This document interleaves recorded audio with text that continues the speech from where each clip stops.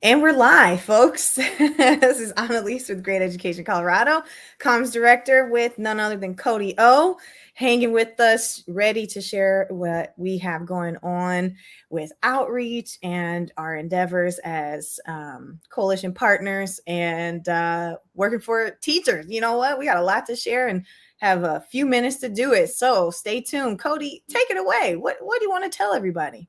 Yeah, absolutely. We are really excited. We've been gathering signatures for Initiative 63 for the last couple of weeks. We have about 35 different locations across the state where folks can pick up petitions, and we have our first 100 plus volunteers out gathering signatures.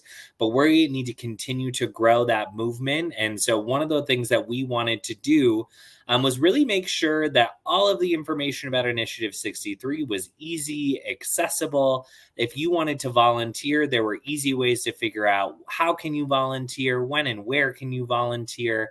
And so really want to make sure that folks have the opportunity to take a tour through our Great Schools Thriving Communities website, which is ready to go with all things Initiative 63. Yeah, let's get tech and let's get fancy and do an actual tour.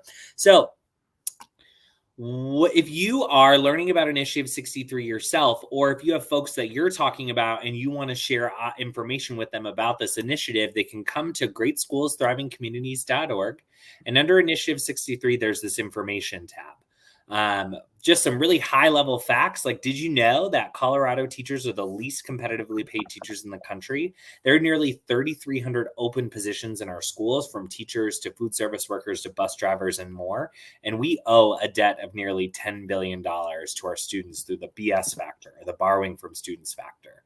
But what is Initiative 63? What's the policy? How does this work? What information might I want to know? All of that is on the information tab of Initiative 63, including some of our frequently asked questions so far. If you're like, I already know about Initiative 63, I'm ready to go, I want to get this on the ballot. Remember, we need 125,000 signatures from across the state. These can be any Colorado voters. But the best way that we can be doing this work right now is carrying a petition ourselves. So if you click on carrying a petition under Get Involved, there'll be two ways that you can get a petition. One is either filling out this contact form, letting us know where you're at and that you want to carry petitions, maybe help get petitions to others or help notarize petitions. But we also have a list here on our website of look at all of these volunteers from across the state where you can reach out to these folks at an email, maybe a text message for certain folks who've left their cell phone number, and let them know that if you're in Colorado Springs, you can reach out to Jan and Nora. If you're in Aurora, come to our office, right? Lots of places for you to be able to get petitions. Let's say you already have your petition in hand, you are ready to go, but you want some resources or some ideas on where you can go gather signatures. Under petition resources, we have the information packet of everything that you need to know to be a signature gatherer for this campaign, your volunteer badges, a flyer that you can use, the linking back to our fact sheet. And so lots of ways for you to get resources. And we also have 3 different options for your training. You can either do a virtual training, you can watch this recording of one of our trainings if you want to watch that on your own time, or you can read through the information packet. So lots of resources. We want to make sure that you have everything that you need to feel prepared to carry. And so you can bring your petition to any of these events on the Bring Your Own Petition events. These are community events that folks are letting us know that are happening around the state. And while we might not have staff at every single one of these events, if you have a petition, you can bring your own petition and gather signatures there.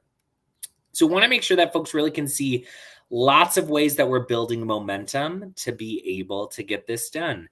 But maybe you are not able to carry a petition at this time, but you're still wondering, how can I support? There are 2 great ways that folks can continue to support us. One is considering whether you're able to donate to this effort. We have a donation page on our website for small donations. Any amount is helpful because it costs about $2.50 to print a petition and about $10 to make sure our volunteers have all of the resources that they need to be successful. So even $10 would sponsor a volunteer. $25 helps us print 10 more petitions. And so this is an opportunity for folks to consider supporting. And so I'll drop this link here, but if you are not able to carry a petition or you want to find other ways to support, being able to give and even being a monthly donor can help us plan out the support that we can provide our volunteers over the next couple of months. Another way is if you're listening in and you're a member of another organization, maybe that's a community group, a local union, some kind of support group, a religious institution, any group that wants to get together and show their support by endorsing Initiative 63. We have some initial endorsements that we're really excited about.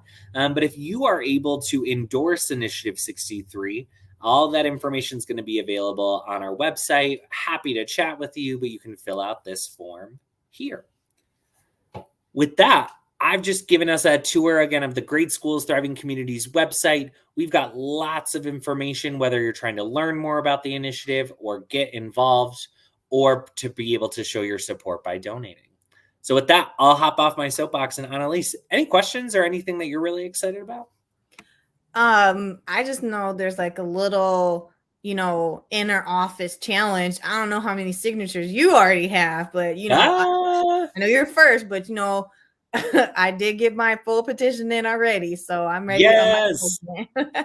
I would say this is by far the easiest initiative that I have gathered signatures for. And I think that's for two reasons. One, I think folks in our community really understand and value our educators, especially coming out of the pandemic, and see that it's so much more than our classroom teachers. Our classroom teachers lead in such an important way in our schools every day, but it's also our food service workers who make sure that our kids get healthy meals every day, and our bus drivers who make sure that students get to and from school. It's our social workers, school nurses, guidance counselors taking care of the physical and emotional well-being of our students. There really is a full team of folks that it takes to make sure that our students can thrive in school. And this initiative is about attracting, retaining, and compensating teachers and student support professionals. So not only do I think folks really value and see the importance of our educators, but that there are so many folks in our state who could use our support, and that this is a way to do that without raising taxes. And so I won't say what my number of petition packets is quite yet, because I want to keep that challenge going.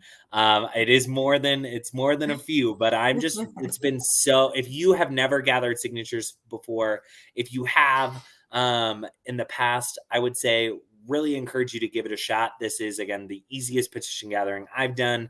And I say that with full transparency and honesty. I think folks are getting really excited about this opportunity. And it's a really easy idea to explain to folks. So yes, we're going to keep that challenge going, and we'll have to check back in July with some data and see what's happening. All right. Well, I appreciate you, Cody. You got to the point, and that's what we need. So for everyone else out there, we have in our comment section where you can go for more information. I'm going to drop in the donate.